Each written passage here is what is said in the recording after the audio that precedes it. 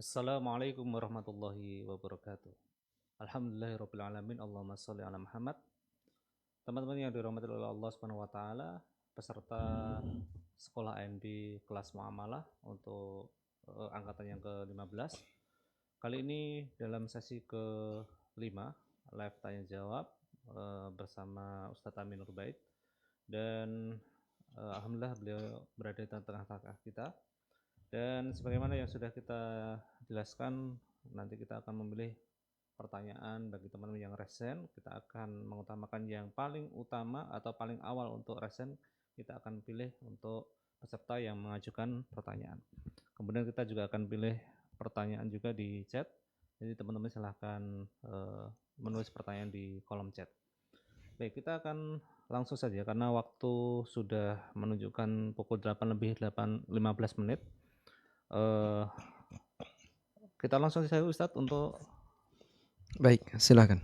Baik, kita akan langsung saja untuk membuka di sesi pertama pertanyaan. Ada Ibu Syifa, silakan untuk membuka mic-nya. Warahmatullahi wabarakatuh. Waalaikumsalam warahmatullahi wabarakatuh. Izin bertanya Ustadz mengenai zakat.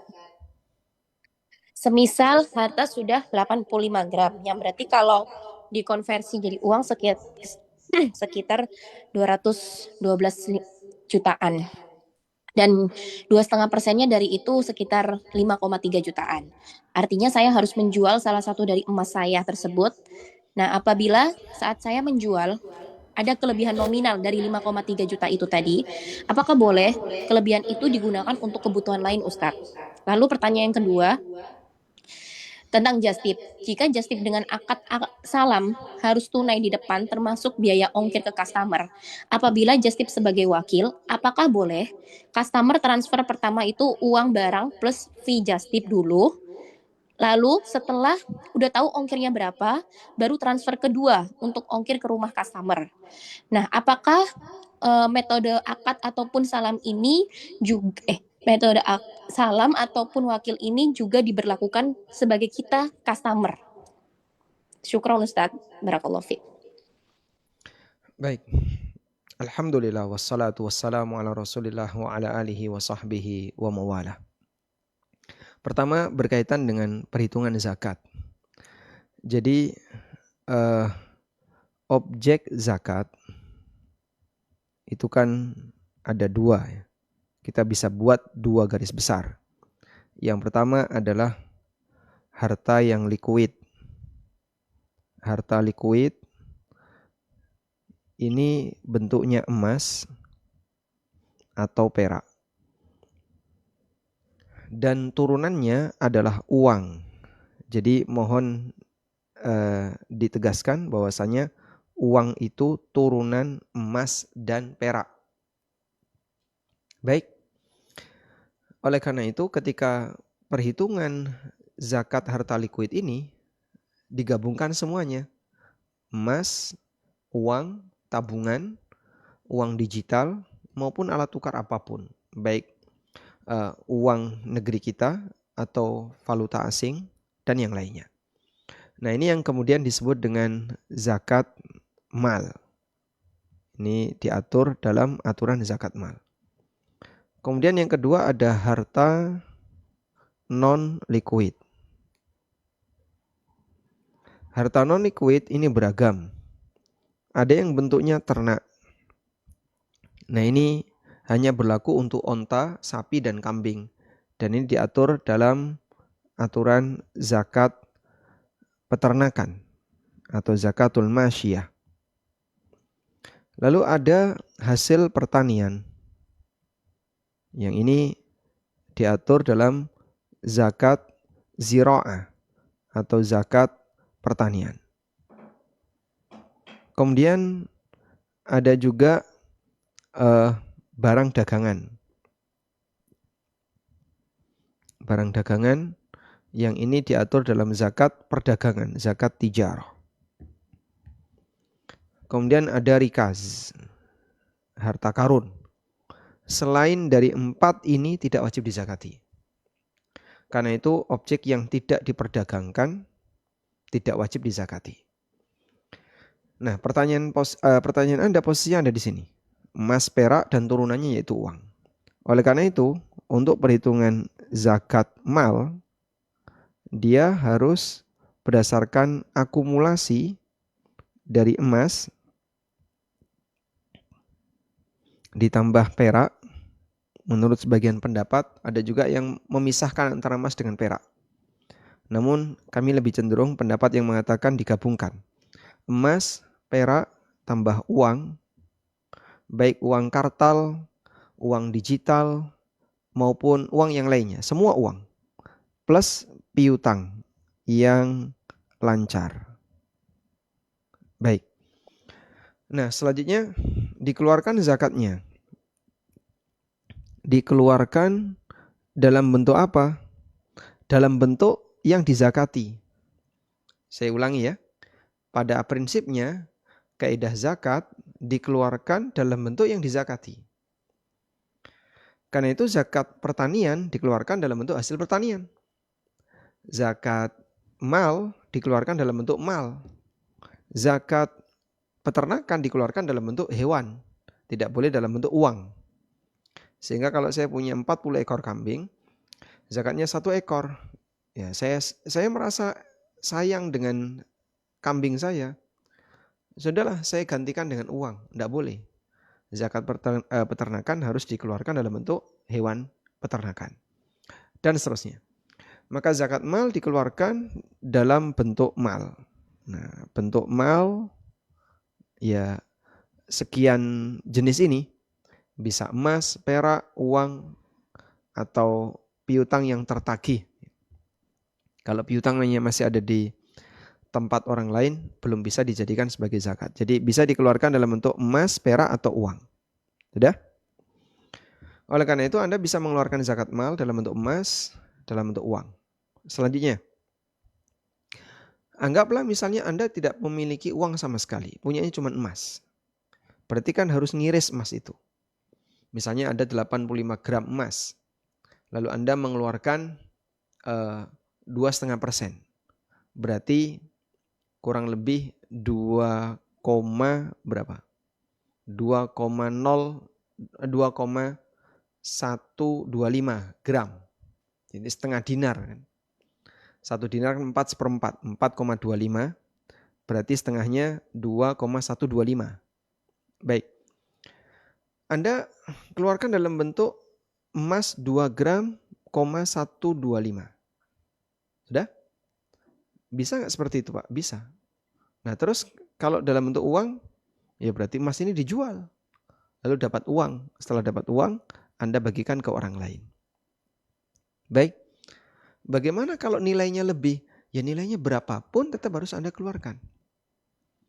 Sehingga nilai yang Anda jadikan sebagai acuan untuk jual emas adalah nilai saat bayar zakat. Misalnya Anda sudah mengeluarkan, anggaplah 100 gram. Berarti zakatnya 2,5 gram. 2,5 gram harganya misalnya berapa? Sekarang per gram 2,5 ya. Anggaplah misalnya 5 juta. Anda keluarkan 5 juta. Oh ternyata ketika dijual emas itu harganya 5,2 juta. Ada selisih 200. Ya Anda keluarkan semuanya. 5,2. Sehingga tidak ada bagian yang kembali kepada pribadi. Wallahu a'lam. Berikutnya mengenai just tip. Just tip sebagai wakil dan sebagai salam. Bedanya apa sih? Just tip sebagai wakil. Karena statusnya wakil, berarti kan posisi dia kepanjangan tangan dari yang diwakili. Oleh karena itu, biaya apapun yang timbul disebabkan karena pengadaan barang tadi dan juga pengiriman sampai ke lokasi, semuanya ditanggung oleh customer. Karena posisi just tip hanya wakil. Jadi sebagaimana wakil pada umumnya, posisi dia hanya kepanjangan, saya tulis saja kepanjangan tangan ya. Kepanjangan tangan dari konsumen. Sebutan yang lebih tepat, yang diwakili. Udah? Sementara salam berarti hubungannya antara penjual dengan konsumen. Maka harga salam itu harga final. Sehingga di sini hubungan antara penjual dengan konsumen. Sehingga harga yang dibayarkan oleh konsumen itu harga final. Maksudnya harga final gimana, Pak? Ya sudah harga bersih sampai tiba di lokasi customer. Jadi misalnya ada orang titip parfum ke saya. Parfum kalau kayak gini berapa harganya? Nah, terus saya cek di internet. Oh, harganya sekian dolar. Berarti kalau dirupiahkan jadi sekian, saya ambil margin sekian, plus nanti ada biaya-biaya itu saya gabungkan semuanya. Ya, sudah? Setelah tergabungkan semuanya, saya tawarkan ke beliau. Sekian. Misalnya 500.000. Sudah? Nah 500.000 itu harga apa? Ya harga sampai di tangan customer. Jadi nggak perlu lagi ada tambahan biaya ini, karena semuanya diinkludkan jadi satu di harga penawaran. Baik, konsumen kok setuju? Baik, maka dia wajib bayar biaya tunai 500.000. Selanjutnya dia beli. Ternyata di perjalanan terjadi kenaikan harga. Prediksi dia tadi keliru, sehingga total pengeluaran dia 700.000. Maka dia tidak boleh minta tambahan. Dan kewajiban dia adalah menyerahkan barang tadi ke customer, sebab customer sudah bayar. Sudah? Sebaliknya ketika ternyata harganya turun, sehingga budget 500, awalnya dia perhitungkan total kebutuhannya 400, untungnya 100, ternyata dari budget 500, biayanya cuma 300, dia untung 200, lebih banyak. Dan tidak ada pengembalian. Wallahu a'lam. Kita beralih di chat Ustaz. Ini ada Ibu Hilary Putri. Beliau bertanya, Assalamualaikum Ustaz. Waalaikumsalam warahmatullahi. Ini terkait dengan masalah utang dengan karyawan. Kasusnya seperti ini Ustaz. Misalkan si A bekerja di divisi marketing pada perusahaan obat-obatan. Dia bekerja secara teamwork mencapai target penjualan. Habis habit dalam tim tersebut, setiap akhir bulan closing sales, jika target sales belum tercapai, leader tim akan memberikan program tambahan diskon khusus kepada distributor. Perlu diketahui tambahan diskon ini diberikan tanpa sepengetahuan manajemen pusat. Uang tambahan diskon tersebut dibebankan kepada anggota tim sesuai sharing sales yang diterima. Pertanyaannya, jika si A yang bagian anggota tim tersebut Ustadz resign, apakah wajib membayar uang tambahan diskon? Jadi perusahaan apakah wajib memberikan menyerahkan diskon tersebut, mengingat tambahan diskon yang dikeluarkan tidak sesuai SOP perusahaan. Jadi sepertinya diskon ini diskon ini tidak diketahui oleh perusahaan. Diskon tidak diketahui perusahaan. Berarti itu inisiatif dari tim tadi. Iya, leadernya. Tim marketing. Iya, tim marketing. Mengambil dari target pencapaian. Target pencapaian. Iya, misalkan target pencapaian itu kan berarti bonus, karena bonus, target pencapaian. Iya, bonusnya, diskon atau bonusnya. Bonus itu dari mana? Iya, dari perusahaan. Ya kalau sudah mencapai target nanti dapat dia dapat reward, bonus. Iya. Berarti bonus dari perusahaan untuk tim tadi. Iya. Tapi bonus ini dipakai untuk diskon konsumen. Iya. Sudah? Wallahu alam. Mungkin dalam hal ini pertama yang perlu kita lihat adalah siapa konsumen yang dimaksud. Jika konsumen ini adalah perusahaan, sehingga diskon itu diberikan ke perusahaan, insya Allah tidak masalah. Tapi kalau konsumen ini adalah wakil perusahaan, jadi misalnya perusahaan A menyuruh X untuk membeli, lalu diskon tadi dikasihkan ke X, ini jadinya sogok. Sehingga statusnya ya tim ini berdosa karena dia menyogok bagian pengadaan agar nanti dia melakukan pemesanan belanja di perusahaannya. Kemudian karena di sini di luar SOP, berarti kan harus kerelaan tim. Kalau ada salah satu anggota tim yang nggak rela, maka ketua tim tidak boleh memaksa. Karena bonus ini adalah hak dia dari perusahaan. Oleh karena itu ketua tim misalnya memaksa semua anggota tim harus bersedia untuk dipotong bonusnya, mau dipakai diskon customer. Nah, kalau seperti ini berarti ada unsur pemaksaan dan kezaliman. Wallahu a'lam. Berarti yang resign gimana? Kalau yang resign, yang saya pahami dia sudah tidak lagi berkewajiban untuk membayar itu, karena kan bukan kewajiban dia pada asalnya. Nah, Baik, kita beralih yang resign, ada Bapak Hilmi H. Silakan untuk membuka mic-nya. Baik Ustadz, izin bertanya Ustadz. Silakan. Untuk saya ini kan beli tanah Ustadz, sudah sekitar 2 tahun yang lalu. Nah ini tanahnya belum selesai. Selanjutnya untuk pengembangnya sendiri itu ketika kami tagih, alasannya itu banyak Ustadz. Namun yang untuk tanahnya sendiri sudah kami cross check itu sudah dibeli. Tapi untuk proses splitnya mereka tidak punya uang. Masalahnya itu ketika kami top up kasih, mereka kan minta uang terus ya. Kita kasih uang, uangnya itu malah buat proyek yang lain gitu Ustaz. Nah untuk saat ini untuk pihak dari pengembangnya itu sudah susah untuk dihubungi Ustaz.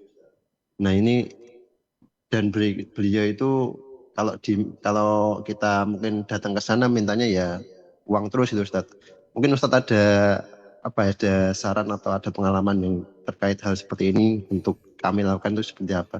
Untuk yang kedua itu kalau seperti di investasi pasar modal itu Ustadz, kalau seperti itu kalau kita udah pastikan kayak perusahaannya sudah ya tidak melanggar syariat lah untuk terkait yang dia jalankan seperti itu, terus kita investasikan uang kita di situ, apakah itu boleh seperti Ustadz? Itu saja Ustadz. Terima kasih Ustadz. baik. Anda jual beli rumah berarti Pak? Nah, kalau di perumahan kan biasanya tidak boleh jual beli tanah kapling. Bolehnya jual beli bangunan di atas sebuah tanah sehingga jadi satu, beli lahan plus beli bangunan. Memang banyak sekali masalah yang terjadi di dunia developer, terutama mohon maaf, developer yang terlalu bernafsu untuk mengembangkan banyak proyek. Sehingga terkadang uang di proyek A dipakai untuk proyek B, dipakai untuk proyek C. Sementara dia sendiri belum bisa memenuhi janji dia kepada konsumen dia di proyek A. Nah, masalahnya kalau konsumennya dikomplain, lalu enggak terima, kemudian dia lapor polisi misalnya. Kemudian terjadilah posisi orang ini dipidanakan misalnya. Ya, ternyata itu juga akan membuat janji tersebut peluangnya makin hilang untuk bisa dikabulkan, untuk bisa terpenuhi. Sehingga terkadang mereka akhirnya lebih memilih untuk diam daripada lapor, malah nanti nggak dapat semuanya. Dan memang seperti ini jadi ya kayak pelanggaran yang cukup banyak terjadi pada developer, terutama mohon maaf yang bernama pinjam nama syariah, dan akhirnya cukup banyak yang membuat rapot merah untuk developer syariah. Seharusnya mereka jaga komitmen. Kalau emang proyek A sudah ada konsumennya dan dia janjikan X akan diserah terimakan tanggal sekian, maka pembayaran itu dipakai sesuai dengan posisi konsumen. Jadi pembayaran dari proyek A, konsumennya bayar, berarti dipakai untuk proyek A, jangan dipakai untuk proyek yang lain. Itu kan hak kami. Ya memang hak kalian, tapi kenyataannya justru kalian mengembangkan namun tidak bisa memenuhi janji di konsumen pertama. Karena terlalu bernafsu tadi. Ya, dan gimana ya? Mau dinasihati kadang sedikit menjengkelkan untuk para developer seperti ini. Ya, mudah-mudahan Allah berikan kesadaran bagi mereka dan bisa segera mewujudkan sesuai yang dijanjikan. Intinya Bapak siap untuk nuntut terus sampai dia memenuhi sesuai dengan yang dijanjikan. Karena jika cuman diberi uang dan uang, ternyata dia juga tidak melaksanakan kewajiban, ini kami khawatir nanti ada resiko terjadi fraud dalam penyediaan perumahan sesuai yang mereka janjikan. Wallahu alam. Untuk yang kedua saya nggak tahu. Anda bisa tanyakan ke yang lain. Baik, kita ke masih resen Ustaz. Ini ada Ibu Neni NF, silakan untuk bertanya. Bismillah, Assalamualaikum warahmatullahi wabarakatuh. Waalaikumsalam warahmatullahi wabarakatuh. Afwan Ustadz, saya kan punya usaha perusahaan gitu ya. Terus teman saya udah beberapa bulan terakhir ini pinjam PT, pinjam bendera perusahaan saya, dan penagihan semuanya itu dari kami gitu kan, dari perusahaan saya. Nah, setiap pinjam bendera saya kenakan fee pinjam bendera 4%. Untuk pinjam bendera karena kan ada pajak PPN-nya kami bayarkan dahulu gitu kan, terus ada administrasi dan lain-lain kami kenakan 4%. Nah, akhir tahun kemarin bulan Oktober, November, Desember itu ada pekerjaan yang lumayan besar dan teman saya membutuhkan modal juga selain minjam bendera. Nah, akhirnya kan saya membantu. Dan bukan dana saya sendiri juga, selain dana perusahaan saya pinjam ke teman-teman juga. Nah, kemarin sih alhamdulillah sudah dibayar lunas semua di akhir tahun. Nah, pada saat pembayaran itu tetap saya potong 4% untuk pinjam bendera, dan untuk keuntungannya mereka memberikan 60-40. 60% teman saya, 40% saya, dan saya harus kembalikan ke teman-teman. Nah, itu hukumnya gimana ya, Ustaz? Baik, secara aturan sebenarnya pinjam bendera di negara ini boleh nggak? Ya, proyek itu dikerjakan oleh A, tapi dia pinjam bendera perusahaan B. Ya. A ini perusahaan atau pribadi? Pribadi. Pribadi. Kalau secara aturan boleh nggak kayak gitu? Nggak tahu sih, Ustaz. Baik, mungkin coba Ibu konsultasi ke orang yang paham tentang ini. Berarti ini masuk ke undang-undang niaga ya. Kalau secara aturan boleh, ya insya Allah bisa dilanjut. Berarti Anda halal untuk meminjamkan bendera kepada si B. Tapi kalau secara aturan, enggak boleh. Ini seharusnya karena yang mengerjakan B ya seharusnya perusahaannya B, bukan perusahaannya A. Nah, masalahnya B tidak punya perusahaan di bidang tersebut. Kecuali begini ya, kalau mungkin ini yang bisa dijadikan sebagai solusi. Ya. Jadi karena pinjam bendera berarti yang tercatat sebagai pemenang proyek adalah perusahaan Anda. Maka PT A ya kemudian menugaskan si B untuk kerja menyelesaikan proyek. Nah, proyek itu kan misalnya ke pemerintah. Nah, sehingga posisi B itu karyawannya A. Seharusnya. Ya. Tapi B ini kan partner yang mau pinjam bendera A. Teman yang mau pinjam bendera A. Maka seharusnya gimana? Ya B harusnya kerja dulu di A. Ya sudah, saya jadi karyawan kamu untuk mengerjakan ini, terus nanti kita bagi hasil. Bisa seperti itu. Ya.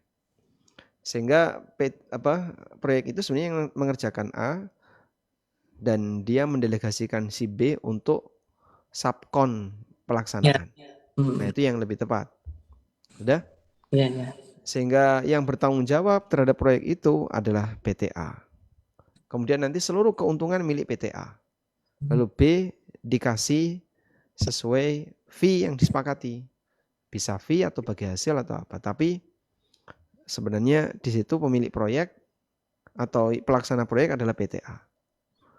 Bisa dipahami ini? Ya. Nah, kalau ini berarti real, maka nanti PT Anda terlibat. Misalnya terlibat di bagian A, di bagian B. Bukan cuma dikerjakan oleh si B saja. Walaupun secara administrasinya semua dari kita gitu. Ya, kalau administrasi ini kan karena Ya, dia pinjam bendera ya, tadi. betul. Ya jelas administrasi yang diterima oleh pemerintah adalah nama Anda. Ya. Nama perusahaan Anda. Nah, kita sedang mendudukkan si B ini seharusnya kerja untuk PTA jadinya. Untuk menyelesaikan proyek di pemerintah. Sehingga nanti si B dapat gaji atau bagi hasil juga boleh sesuai yang disepakati. Baik, cukup? Cukup. Nah, mengenai kerja ini bisa cuman nama saja, bisa juga ikut terlibat modal, sehingga modalnya dari B dan dari PTA. Maka kalau ada modal, mereka kerjasama. Jadinya PTA kerjasama dengan B, nah ini jadinya satu badan.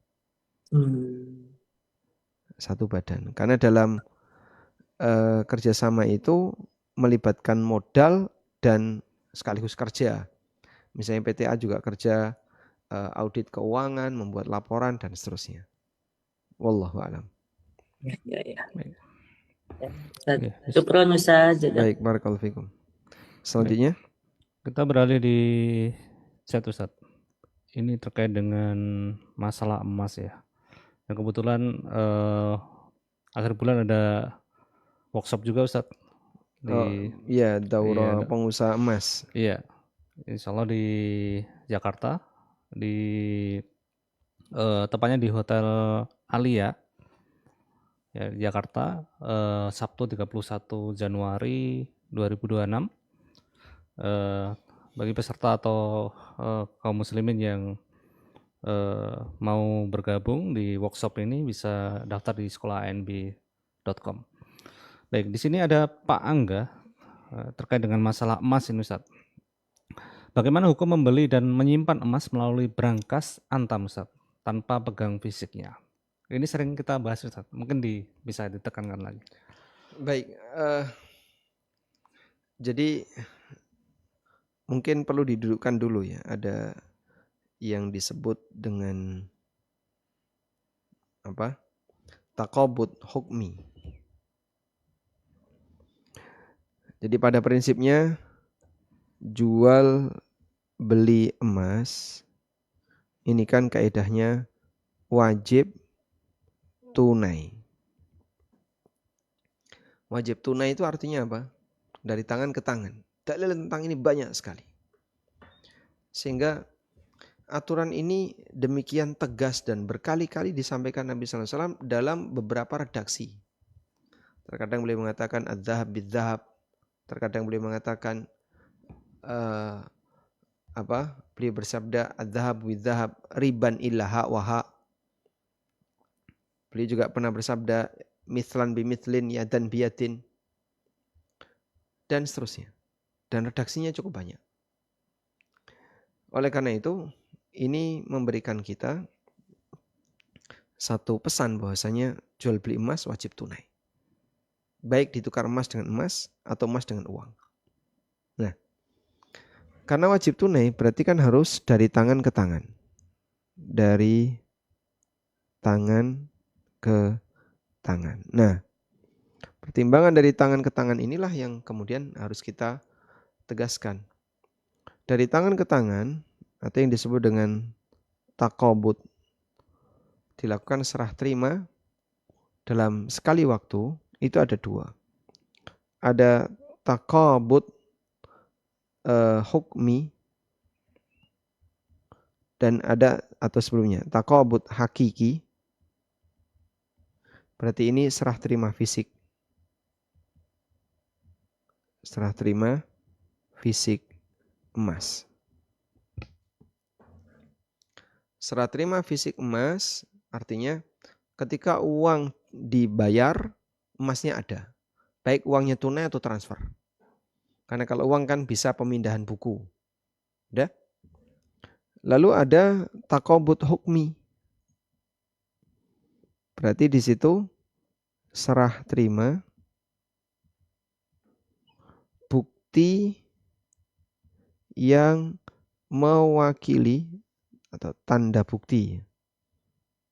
Tanda bukti yang mewakili emas. Tanda bukti yang mewakili emas, contohnya apa? Ya kayak kendaraan kan, seperti BPKB, STNK, itu tanda bukti mewakili adanya kendaraan. Sehingga ini ada BPKB-nya, ini ada STNK-nya. Di mana mobilnya? Di gudang. Dengan hanya lihat BPKB dan STNK, Anda percaya kalau mobilnya itu ada. Lalu ditransaksikan. Nah, tanda bukti yang mewakili emas ini ketika dijadikan sebagai media serah terima, itu dihukumi oleh para ulama sebagai takobut hukmi.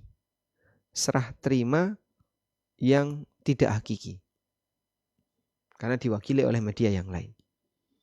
Baik, nah kira-kira kalau Anda misalnya transaksi di kasir ya, ini menyerahkan tanda emas, lalu Anda transfer.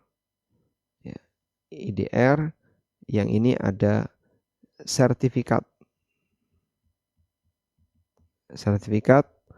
kepemilikan emas. Bisa nggak Pak kayak gini? Ya bisa. Tapi sertifikat ini harus mewakili emas tertentu.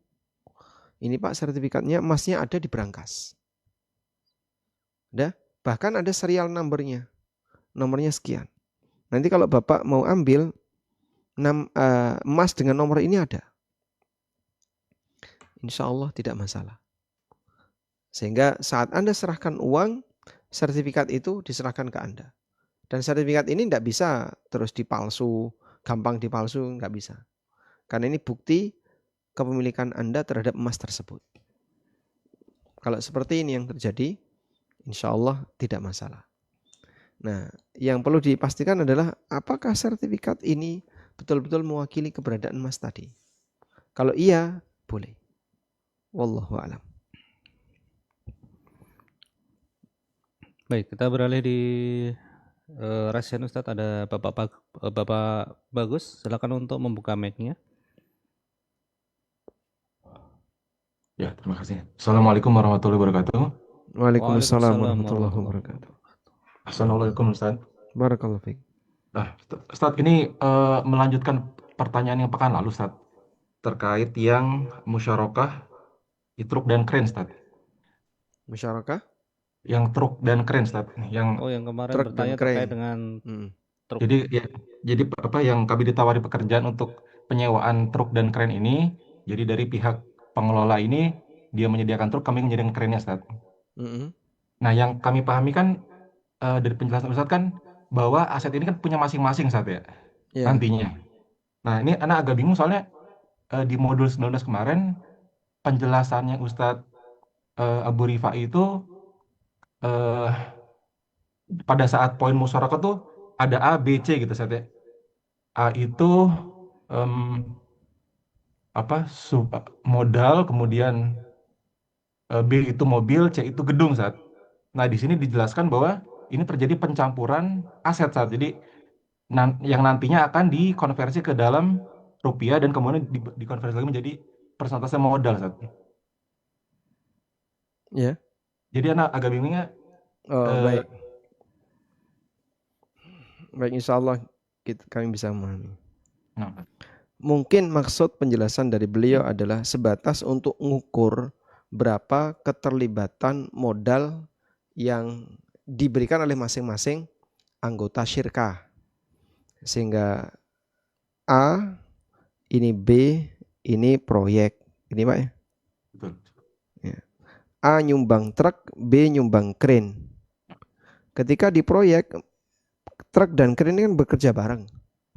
Nah, terus yang jadi pertanyaan, A itu punya modal berapa, B punya modal berapa? Karena nanti di situ ada hasil dibagi kerja dan modal. Misalnya dalam hal ini yang kerja A atau B? Yang A, Ustaz. Anggaplah misalnya A. A yang kerja. Ya. Sedangkan modal A plus B, truk dan crane tadi. Anggaplah misalnya kerja dikasih bagi hasil 60%. Sedangkan modal dikasih bagi hasil 40%. Sisanya. Lalu 40% ini punya A berapa, punya B berapa? Kan berarti perlu dihitung. Anggaplah nilai truk misalnya 300 juta. Nilai crane 400 juta. Misalnya Pak ya. Ya. Udah. Lalu di situ berarti porsi modal dari B adalah 400 per 700. 4 per 7. Kalikan 100% ya. Kemudian berarti kebalikannya modal A adalah berapa? 300 per 700. 3 per 7. Kalikan 100%. Nah, nanti akan ketahuan. Jadi ini berapa persen, ini berapa persen. Begini? Tapi gini Ustaz Afan, di penjelasan berikutnya tuh seandainya katakanlah syirkahnya itu bermasalah Ustaz. Jadi beliau memberikan gambaran kalau seandainya syirkah bermasalah dan ternyata yang tersisa dari tiga pihak ini ternyata gedungnya saja yang tersisa, dan uang dan aset lainnya tuh tidak tersisa. Jadi ya si yang satunya yang punya gedung ini harus rela untuk membagi asetnya dia ini untuk dibagi tiga saat sesuai dengan persentase modal di awal tadi tuh Sat. Mungkin itu kalau uang ya, kalau berangkat dari uang, A pakai uang, B pakai uang, mungkin bisa. Kalau Tapi di dalam contohnya hal enggak ini Sat. kan, dalam Ada hal yang ini, ya kalau seperti itu saya setuju kalau pakai uang. Tapi kalau dalam hal ini A truk, B crane. Nah, saat proyek dilakukan ternyata kerennya tenggelam misalnya. Betul.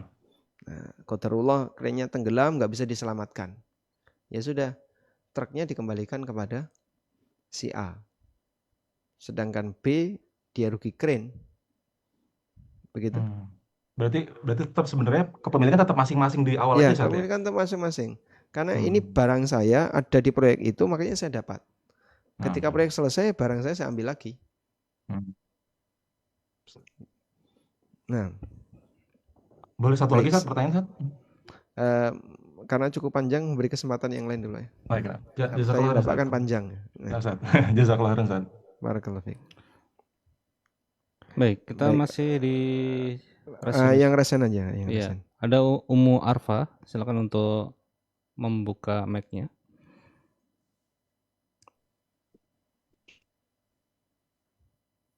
Silakan Ibu.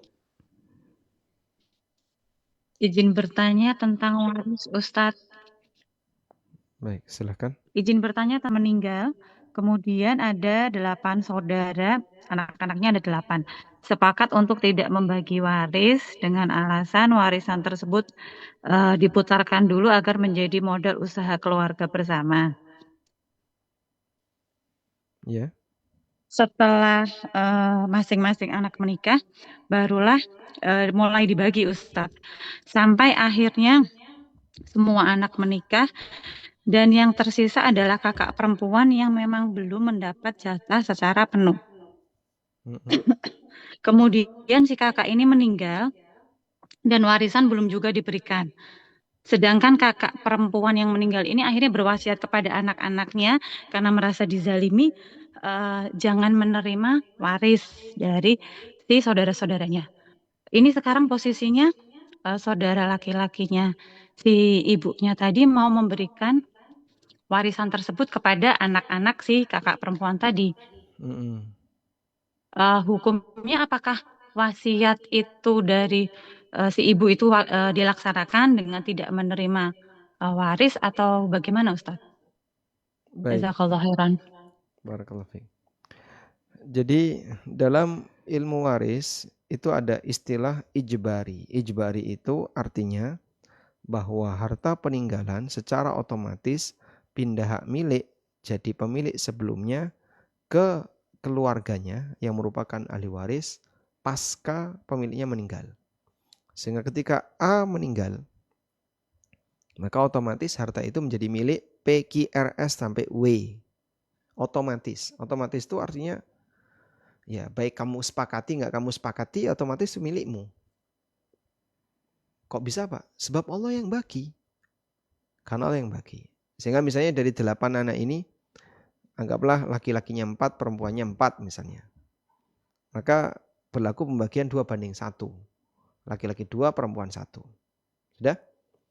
Oleh karena itu boleh nggak sekian orang ini bersepakat, ya sudahlah saya tidak nerima dulu enggak apa-apa, nanti kita buat usaha bareng. Ya boleh.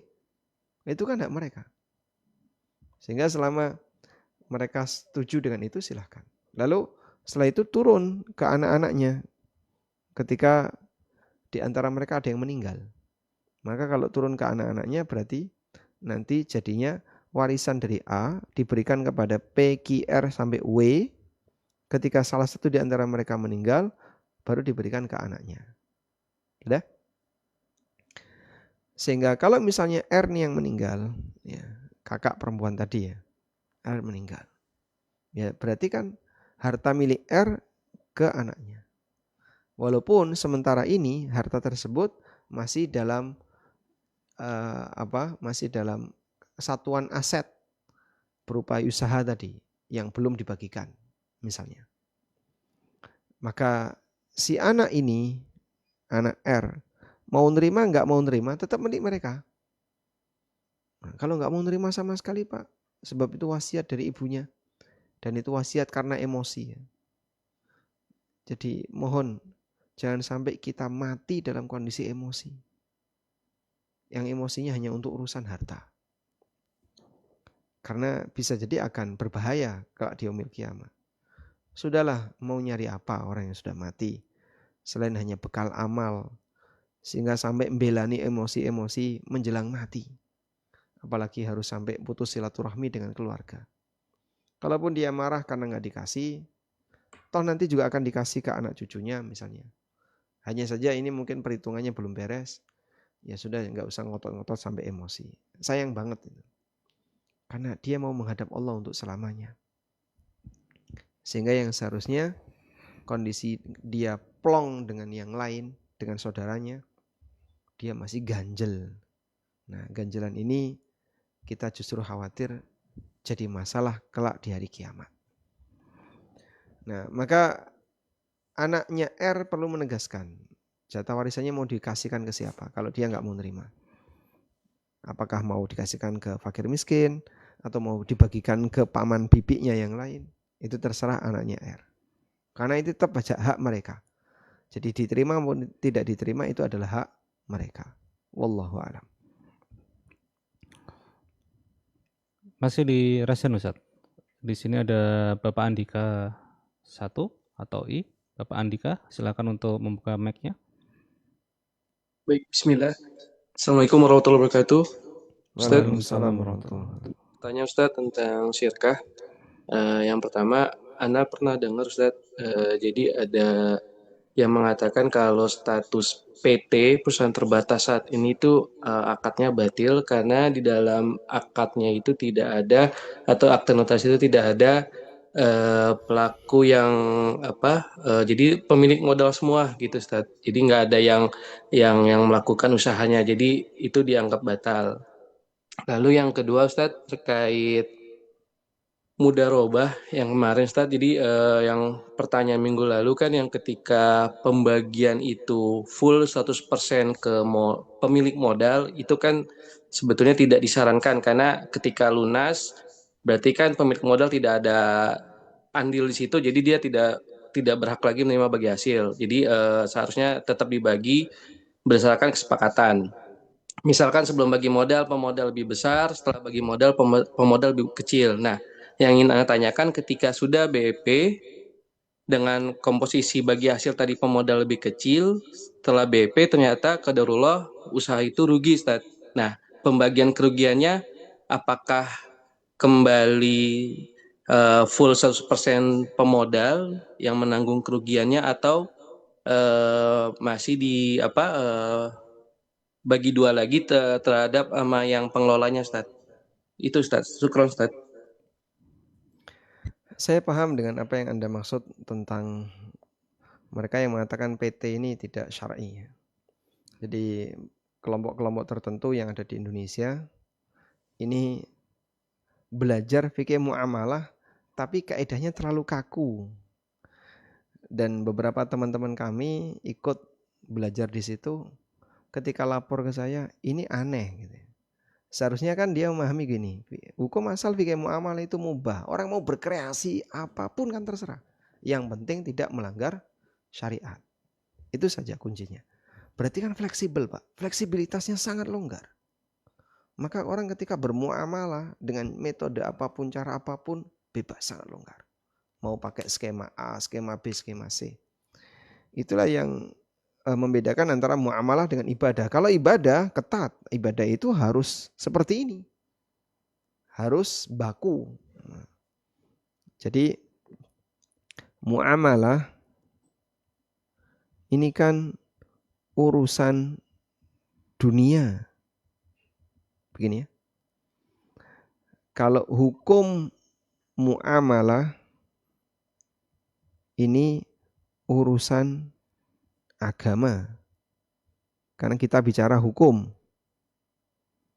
Kalau muamalahnya urusan dunia. Sehingga mengenai teknis itu urusan dunia. Nah, kalau urusan dunia bebas kreasi. Makanya Nabi SAW mengatakan apa? Antum a'lamu bi amri dunyakum. Kalian lebih ngerti tentang urusan dunia kalian. Sedangkan hukum muamalah ini urusan agama. Barulah di bagian ini Anda akan berbenturan dengan halal haram. Nah, untuk urusan agama terkait masalah muamalah, itu cuma dibatasi. Yang dilarang A, B, C, D, E. Sisanya boleh, sudah. Riba itu dilarang. Gharar nggak boleh. Kemudian apa lagi? Dolim dilarang. Jika sebuah transaksi mengandung salah satu dari 3 unsur ini haram. Kalau tidak ada, kembali kepada hukum asal halal. Gitu. Nah, kira-kira PT itu ada sisi ribanya enggak? Saya dan teman-teman bikin PT. Oh, tapi kok semua pemodal? Enggak ada yang pengelola saja pemodalnya. Lah apa salahnya? Semua pemodal. 5 orang modal semua. Enggak ada pengelola. Atau 5 orang yang 3 pemodal, 2 pengelola. Sama saja. Ini hanya masalah teknis.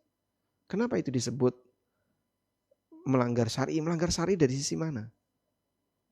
Nah, kekakuan seperti ini karena mereka nggak bisa bedain mana ibadah, mana muamalah. Dan ya mohon maaf, kelompok ini mereka tidak belajar dari literatur para ulama, tapi lebih kepada memahami kosakata. Oh, makna kosakata ini adalah seperti ini. Sebagai contoh ya, bangun rumah itu tidak bisa disebut istisna. Istisna itu tidak berlaku untuk bangunan. Bangunan itu istibna. Ya kalau kayak gitu nanti makanan juga nggak bisa istisna. Istisbak. Dari kata tobakha, jadi istitbah. Nanti yang lain juga sama seperti itu. Kok kaku banget ini cara dia bermuamalah. Gak kayak gitu. Dan ya saya kurang merekomendasikan kalau belajar dari mereka. Ya, terlebih lagi beberapa prinsip usul fikih. Saya pernah berada di kelompok mereka. Alhamdulillah saya sudah keluar. Usul fikihnya terlalu ngarang. Dan alhamdulillah setelah kita belajar usul fikih sesuai dengan penjelasan para ulama, jadinya ngerti, oh yang dulu ini banyak ngawurnya daripada yang sekarang kita pelajari dari usul fikihnya para ulama. Ya, saya tidak perlu menyebut nama kelompok itu, mungkin Anda sudah tahu. Kemudian yang kedua saya lupa. Baik. Yang kedua, Lanjut penanya berikutnya. baik. Kita lanjut ke pertanyaan berikutnya, ada Ibu Esti. Silakan untuk open mic-nya. Ibu Esti, silakan untuk membuka mic-nya. Baik, kita lewati dulu. Sebentar. Nggak ada respon. Berikutnya. Baik, kita lewati terlebih dahulu. Di sini ada Ibu Titik Mariani. Silakan untuk membuka mic-nya.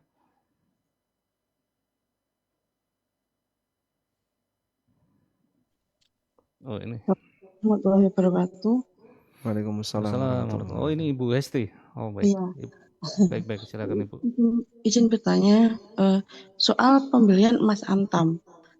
Itu saya pernah dengar ada seorang asatidz yang mengatakan tidak boleh beli emas yang ada segelnya itu loh, seperti emas antam itu kan di Presmika. Nah, beli emas itu katanya harus bentuk bisa dipegang tangan dan bisa dirasakan seperti itu. Apa benar demikian? Dan kalau saya sudah terlanjur membelinya, apa kalau dijual lagi harus dibuka segelnya? Masya Allah.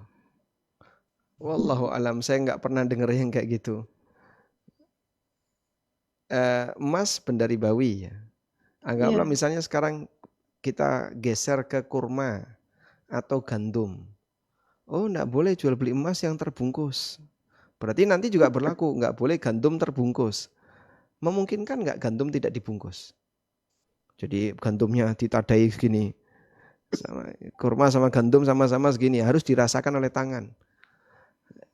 Ini berlebihan. Nah, model kayak gini seperti contoh yang tadi kita sebutkan. Jadi dalam pemahaman masalah muamalah terlalu kaku. Dan kita tidak tahu dia itu ngomong kayak gitu berangkat dari mana. Harus dirasakan oleh tangan. Berarti misalnya beras dengan beras, kurma dengan gandum, kan wajib yadan biyadin ya, wajib tunai. Kalau uang dengan kurma tidak harus yadan biyadin karena sudah beda kelompok. Sekarang kurma dengan gandum atau dengan beras. Saya mau menukarkan beras saya dengan kurma si A. Apakah tidak boleh ada bungkusnya? Sehingga saya ngomong, ini beras 5 kilo. Ditukar dengan kurma 3 kilo.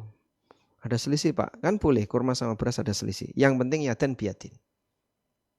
Ya. Apakah harus dibuka bungkusnya dulu? Ya nanti ambiar berasnya.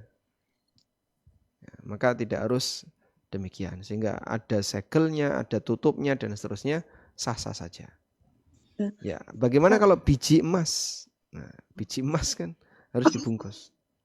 Ya, tidak harus tersentuh dengan tangan. Wallahu a'lam.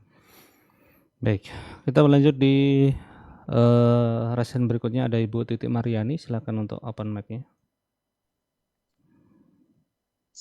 Bismillah, Assalamualaikum Ustaz. Waalaikumsalam warahmatullahi wabarakatuh. Silakan Ibu. Terima kasih waktunya. Ini kurang jelas aja Ustaz dari keterangan di pelajaran yang kemarin. Yang pertama tentang PO Ustaz.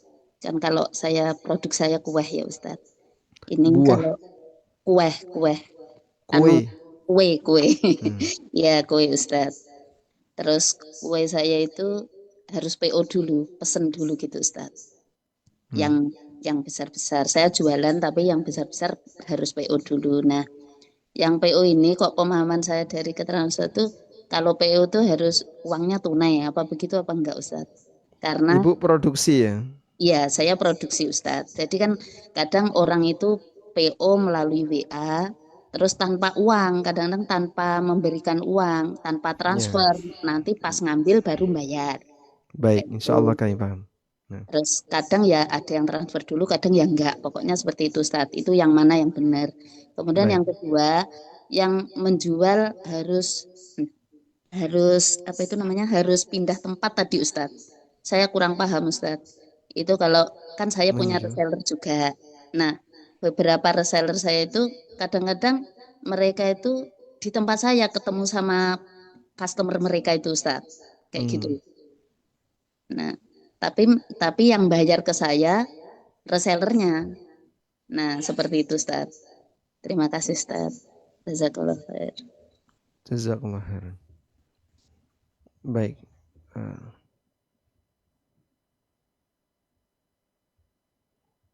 Coba lihat ini.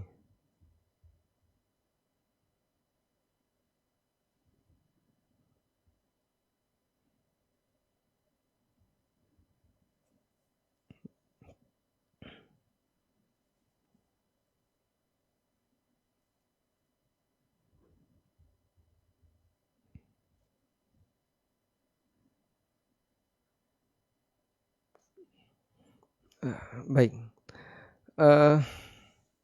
Yang pertama untuk pertanyaan Ibu berkaitan dengan produsen tadi ya.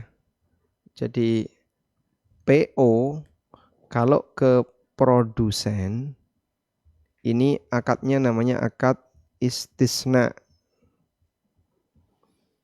Akad istisna itu mencakup semua akad minta diproduksikan barang, baik bentuknya roti, bentuknya baju, bentuknya barang A, B, C maupun barang apapun.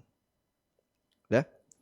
Nah, dalam akad istisna itu kan gabungan antara jasa produksi dan bahan. Sehingga diolah jadilah barang. Sudah? Karena itu akad istisna ini berbeda dengan jual beli biasa. Sehingga boleh tidak tunai saat pemesanan. Oh iya, Ustaz. Boleh tidak tunai saat pesan. Maka kalau ada konsumen dia DP dulu atau bahkan bayarnya nanti, silahkan. Posisi Ibu sebagai produsen. Iya. Udah? Ya, kalau PO selain produsen, non produsen. Nah, di sini ada akad salam atau jual beli biasa. Nah, dan masing-masing punya aturan yang berbeda. Udah? Karena Ibu adalah produsen, maka akad Anda istisna. Boleh tidak tunai saat pemesanan. Nah, kemudian terkait tadi bahwasanya orang tidak boleh menjual barang di tempat di mana dia beli. Itu ceritanya kayak gini nih. Diriwayatkan oleh Abu Dawud,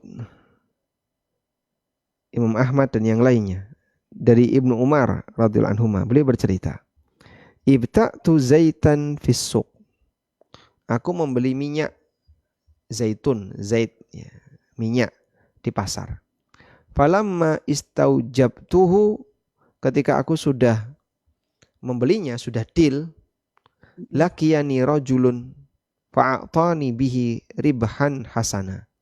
Tiba-tiba ada orang yang menemuiku dan dia mau ngasih keuntungan kepadaku untuk minyak itu.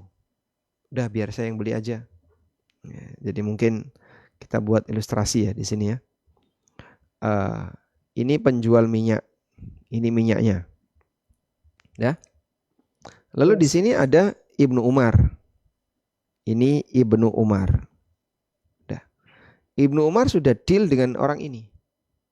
Udah deal. Harga anggaplah misalnya 1 dinar. Tiba-tiba Ibnu Umar didatangi orang oleh si B. Ini A, ini B. Nah, B ini menawarkan kepada Ibnu Umar, biar aku aja yang beli. Saya beli minyak itu dari kamu. Tak kasih uang sekian, kasih keuntungan. Langsung dikasih keuntungan di tempat yang sama. Ini masih di majelis yang sama. Di majelis akad yang sama. Lihat lanjutan cerita. Fa'aradtu an adriba ala yati. Kemudian aku mau salaman dengan orang itu, dengan si B tadi, untuk sepakat. Fa akhadha rajulun min khalfi, tiba-tiba ada orang yang menarik diriku dari belakang. Bidhirai, menarik lenganku. Faltafattu, kemudian aku toleh. Fa idza Zaid bin Thabit, ternyata yang narik aku adalah Zaid bin Thabit. Ibnu Umar ditarik sama Zaid bin Thabit. Dan Zaid bin Thabit, kata Nabi SAW, wa afraduhum Zaid. Umatku yang paling paham tentang ilmu faraid adalah Zaid. Faqala, lalu beliau mengatakan, la tabi'hu haitsu ibta'tahu. Jangan kau jual di tempat di mana kau membelinya. Hatta tahuzahu ila rahlik, sampai kamu pindahkan ke tempatmu. Fa inna Rasulullah SAW, karena Nabi SAW melarang antuba'as sila', barang itu dijual haitsu tubta, di tempat di mana dia dibeli. Hatta yahuzahat tujaru ila rihalihim, sampai para pedagang itu memindahkan ke tempatnya. Jadi kalau kamu beli di sini, ya jangan jual di sini, kamu jual di tempat yang lain. Dan ini bagian dari adab agar menjaga suasana nyaman dalam bermuamalah. Coba kalau Ibnu Umar jual di situ, terus si penjual pertama yaitu si A tadi tahu, ya, lalu si A ini tahu, kok dia enak, baru saja deal dengan saya, tiba-tiba dia dapat keuntungan segitu. Diketahui oleh si A, mungkin si A nanti akan emosi. Akhirnya terjadi permusuhan antara si A dengan Ibnu Umar. Oleh karena itu Nabi SAW melarangnya. Seharusnya minyak ini pindahkan dulu. Nah, di sini ketika minyak sudah dipindahkan terus dijual oleh Ibnu Umar, boleh. Itu yang disarankan oleh Zaid bin Thabit atas dasar sabda Nabi SAW. Wallahu a'lam. Mungkin yang terakhir Ustaz. Ini ada Bapak Aji Batam. Bisa di open mic. Tadi Pak Angga sudah di chat pertanyaannya ya. Nanti bergantian dengan teman yang lain. Ini ada Pak Aji Batam, silakan. Baik, Assalamualaikum warahmatullahi wabarakatuh, Ustaz. Waalaikumsalam warahmatullahi wabarakatuh. Jadi alhamdulillah Ana lagi bikin video edukasi gitu, Ustaz, dan alhamdulillah tiba-tiba banyak yang nonton sampai ratusan ribu view. Terus Ana kepikir beberapa peluang untuk dimonet, Ustaz. Yang pertama regulasi di YouTube kan berubah-berubah nih, Ustaz. Yang sekarang ini hukum AdSense itu gimana? Terus kemudian kalau misalkan masih tidak boleh kita ambil uangnya ini, apakah kita biarkan aja atau kita taruh di tempat-tempat yang memang boleh? Kemudian yang kedua, boleh enggak di video di YouTube ini misalnya kita taruh barcode kris, terus kita mengarahkan bagi yang pengen kontribusi bisa sekian barcode itu, apakah ini sama nanti dengan mengemis?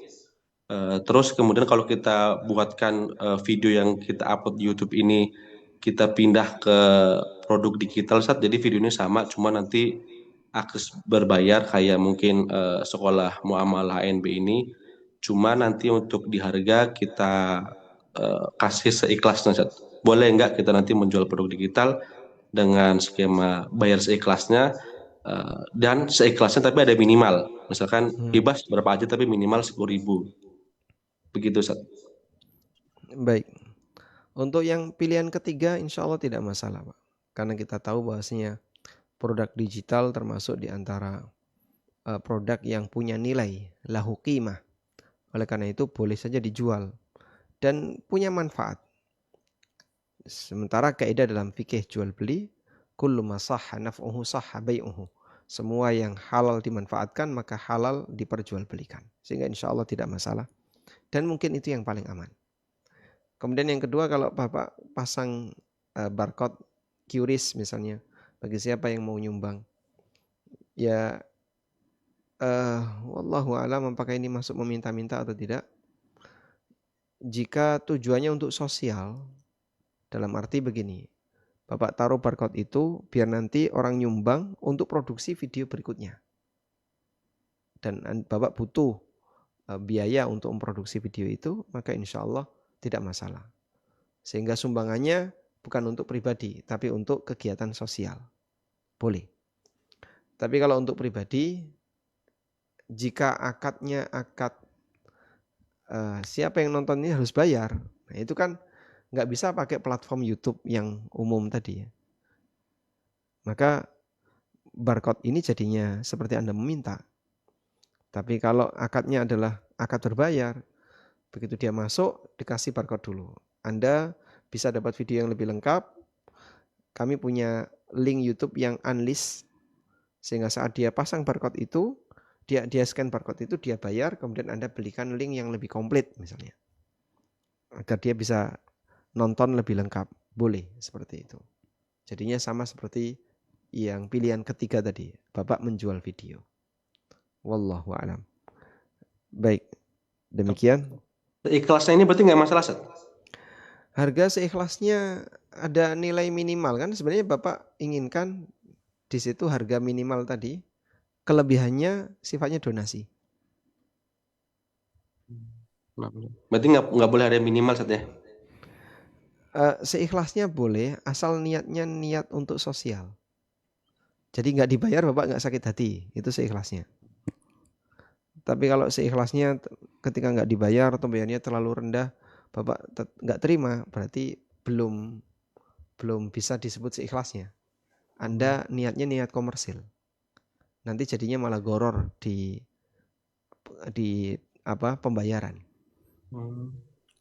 Berarti lebih baik dikasih harga sekalian, Ustaz ya? Nah, dibuat harga yang tetap aja.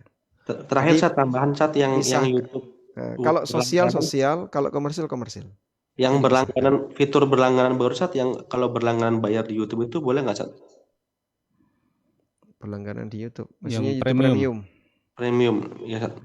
Ya, tidak masalah, itu kan jasa. YouTube menyediakan jasa. Sehingga YouTube premium ada layanan lebih untuk mereka yang menggunakannya, sehingga dia berbayar. Boleh. Nah, Ustaz, jazakallahu khairan, Ustaz. Barakallahu fikum. Baik, walhamdulillah. Sekarang sudah pukul 9:22. Semoga yang kita bahas ini bermanfaat. Wassallallahu ala nabiyyina Muhammadin wa ala alihi wa sahbihi wasallam. Wa akhiru da'wana alhamdulillahi rabbil alamin. Wassalamualaikum warahmatullahi wabarakatuh.